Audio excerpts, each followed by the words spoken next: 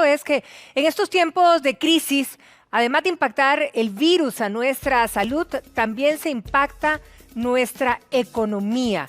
Y por eso hoy nos vamos a abocar a ver cómo de alguna manera, a pesar de lo que estemos pasando, poder organizar y ver cómo hacer con nuestro dinero. Don Danilo Montero está con nosotros para hacernos las recomendaciones de precisamente cómo manejar nuestra economía familiar. Don Danilo, muy buenos días. Bienvenido. Muy buenos días, Patricia. Un gran gusto estar por acá. El gusto es nuestro, don Danilo. El reto de muchísimas familias, de todas las familias en este momento es, bueno, si me bajaron la jornada, me bajaron el salario, pero ¿cómo organizo entonces los gastos? ¿Cómo organizo los pagos en este fin de mes? O en esta quincena. O más allá. Sí.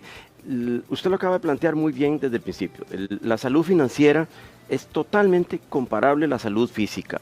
Si a mí me toma una enfermedad teniendo problemas de pobre alimentación, muy poco ejercicio, además fumo, mis posibilidades de agravar la situación son mucho más altas, claro, que si he sido cuidadoso. Lo mismo pasa con la salud financiera. Si las personas no han ahorrado nada a lo largo de 5 o 10 años, es más difícil. Si las personas están muy mal acostumbradas a gastar muy por encima de sus capacidades económicas, es más difícil. Entonces, aquí hay un mensaje para los dos sectores, ¿verdad? Para el sector que no ha sido cuidadoso, pero no de los últimos 6 meses, o sea, históricamente, de 7, 8, 10 años, para ese sector el ajuste es mucho más difícil. Es el típico caso de alguien con alto colesterol, diabético, lo que sea. El tratamiento es más difícil. Tiene que recortar mucho más sus gastos y lo que hoy va a vivir es consecuencia de lo que hizo a lo largo de los años. Para alguien que fue mucho más ordenado, el tratamiento esencialmente es el mismo, pero un poquito menos doloroso. Posiblemente las personas van a tener que ser muy juiciosas con los ingresos que tengan disponibles.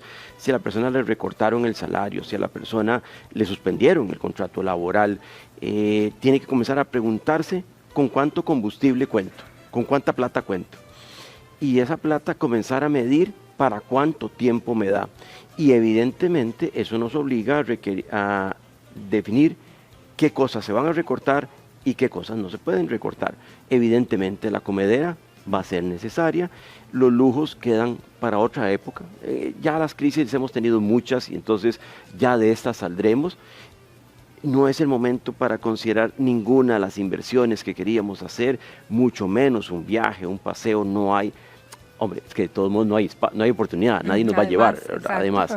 Y lo otro es aprovechar las oportunidades que las entidades financieras están brindando. Todos querríamos que nos perdonen la deuda que tenemos, pero es que la plata que nos prestaron es plata de los ahorrantes, claro, es plata que usted depositó en su cuenta corriente, que yo puse en un depósito a plazo, y la entidad financiera me la va a tener que devolver a mí. Si a mí me lo perdonaran como deudor, a usted tendrían que decirle, qué pena, doña Patricia, otro día le daremos la plata, ¿verdad? Y usted va a decir, ¿cómo? Pero si es para pagar mi alquiler, para pagar mis medicinas. Entonces, esto es una cadena. De manera que entonces las personas tienen que tener muy claro con cuánta plata cuentan. Y ese es donde uno nota que si no hemos sido ordenados a lo largo del tiempo, el combustible que nos queda es ni la reserva, es el mínimo. Por eso es lo que hace doloroso el proceso. Ok, pero entonces usted hablaba claramente de ver de ciertos gastos, eliminarlos evidentemente porque se acorta el presupuesto. Pero en esta tarea, ¿por dónde empiezo? Usted ya mencionó algunos, pero también hay algunos otros que son casi, que uno dice, bueno, ¿qué hago con la tarjeta de crédito? Porque sabemos que es un país bastante endeudado en este sentido también. Vamos a ver, lo primero que nosotros en la Oficina del Consumidor estamos recomendando es, a nivel familiar, siéntese y conversen y tengan plena conciencia de que hay una situación crítica. No se vale de que solo la pareja más o menos saben y no le contemos a los hijos, no. Todos tienen, y si el abuelo vive con nosotros y un tío, todos tienen que estar conscientes de que estamos viviendo una época parecida a una guerra. Entonces, si alguien tenía los gusticos, esos gusticos desaparecen del todo. 2, tener ese recuento de cuánta plata tenemos. Y 3, entonces hacer una lista muy bien afinada de las compras, pero ponerlo por escrito, porque el cerebro es muy tramposo, ¿verdad? Sí, Si no lo pongo eso. por escrito, el cerebro los descarta, entonces sigo comprándome el capuchino ahí en la esquina, o me escapo a comprarme un heladito. Esas cosas tienen que visibilizarse y decirse, ok, ¿cuánto arroz consumíamos siempre? 2 kilos por semana. Bueno, vamos a tener que vivir posiblemente con 1 kilo, kilo y medio. ¿Cuánta carne compramos? Bueno, vamos a tener que comprar tal vez otro tipo de carne. Por ejemplo, la carne de cerdo de repente me dicen que es de las que está ahora más barata. Bueno, posiblemente nos encante el pollo. Claro. Por un tiempo vamos a tener que consumir la carne que esté más barata. Claro. Lo mismo nos encanta el jamón. Bueno, ya podremos en el futuro comprar jamón. Por ahora no hay espacio para comer jamón. Comprar arroz, posiblemente consumíamos arroz 99%. Bueno, a lo mejor habrá que comprar un arroz Separemos de 91%. el arroz en casa, exactamente. Exactamente. Sí. Una medida que además todas las medidas sanitarias nos están obligando es a tener que cocinar más en casa. Entonces, ustedes han estado dando permanentemente recetas que podemos hacer en la casa. Sí, pobrecita la soda de la esquina, pero es que de todos modos tampoco vamos a poder salir muchísimo de la casa. Y lo otro que es indispensable es, con relación a la tarjeta de crédito, es que, bueno, las entidades financieras están ofreciendo alguna flexibilización. No me están requiriendo que el pago que vence mañana lo tenga que pagar, ni el del próximo mes. Eso es una buena noticia, en alguna medida, porque entonces me libera plata. La pregunta que tengo que hacer es, eso me agrega el combustible. ¿Qué debería hacer con ese combustible? ¿Salir en carrera a comprarme una camisa que hace días querías? Jamás, imperdonable. Eso se suma al combustible que tengo para ver para cuánto me alcanza para las compras. Una vez que yo definí la lista de compras y me liberaron este pago de tarjeta o el pago de la hipoteca o el pago del carro, tengo que aprovechar ese combustible y rendirlo al máximo. Nosotros en la oficina hemos estado insistiendo, en estos momentos cada peso vale el doble, o cada colón vale doble, porque ese colón hay que rendirlo y no sabemos cuánto.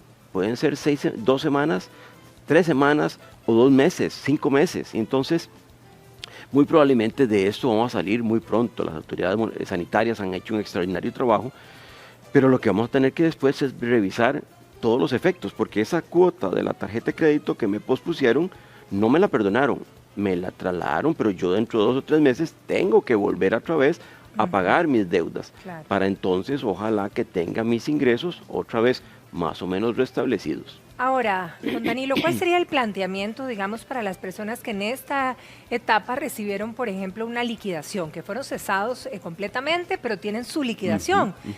¿Cómo organizarse en ese caso?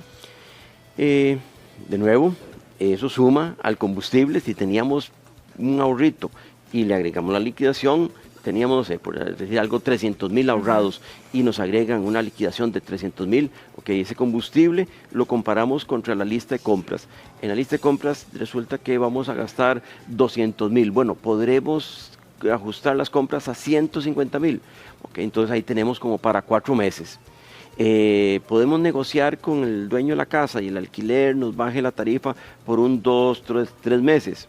Oxígeno adicional, que ver si la energía nos la bajan un poquito, no sé si se podrá, ¿verdad? Pero o el teléfono, el cable, podemos quitar el cable, no nos morimos por 2, 3 meses sin cable.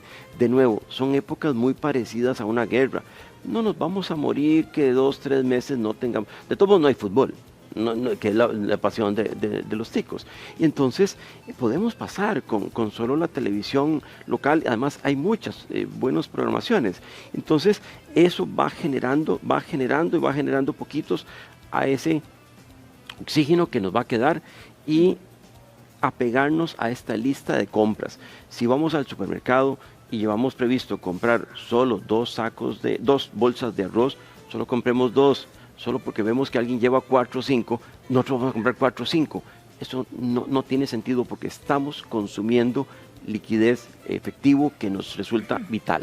O sea, hoy el llamado podría ser a cada una de las personas que nos está viendo, ¿verdad? Y que están verdaderamente preocupadas por la economía, es sentarnos y afilar en ese Así papel, ¿verdad? Afilar los ingresos que teníamos, cuánto se acortaron y afilar cuánto. Mucha gente no sabe bien en qué gasta su dinero mes a mes para poder realmente ser conscientes y como dictadores en casa, en ese sentido. Absolutamente. En la oficina, Patricia, viera que nos llama la atención con qué frecuencia la gente nos dice, es que no sé en qué se me va la plata. No, si puedo saber, tengo que hacer el ejercicio. Lo que pasa es que en tiempos normales nos hacemos un poco los soviéticos, ¿verdad? Cuando llegan estas situaciones, ese ejercicio se vuelve vital. Hay que hacerlo y hacerlo en familia para que todos entiendan que la plata no está alcanzando. O puede ser que esté alcanzando, pero para 3 meses. Y si esto se prolonga 4, hay que hacerla rendir. Entonces, todos en la casa tienen que estar conscientes de que estos tiempos los estamos compartiendo todos. Ahora, qué difícil, ¿verdad? Dar consejos a veces cuando de repente, en el caso de un núcleo o de una familia, el proveedor lo cesaron o lo suspendieron temporalmente y no va a tener ingresos del todo, ¿verdad? Ahí, no sé, podríamos ser creativos en buscar un censo familiar y apoyarnos. O sea, ¿qué se puede hacer? Porque la economía también venía dura, don Danilo, y mucha gente ese colchón de ahorros no lo tiene. Es claro que alguna gente o tenían ese colchón, pero realmente muy pequeño, muy poco para poder soportar lo que se viene. La facilidad que están ofreciendo las entidades financieras es un respiro muy temporal, pero es un respiro al fin, que la gente tiene que aprovecharlo. Por otro lado, se está hablando de que el Estado podría estarle ofreciendo algún tipo de ayuda a algunos sectores.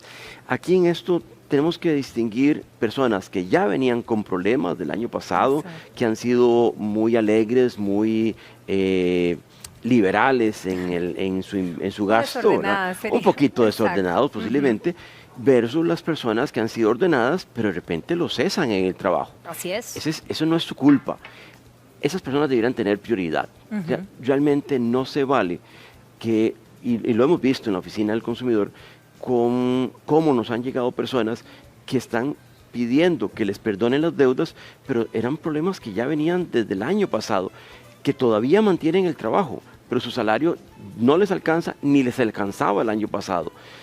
Esos no debieran ser prioritarios por ahora, deberían ser prioritarios nuestros compatriotas que perdieron el empleo, que eran ordenados, pero de ahí tienen 3 chiquillos, tal vez tenían un ingreso relativamente limitado, un alquiler que estaban sacando un poco con dificultad.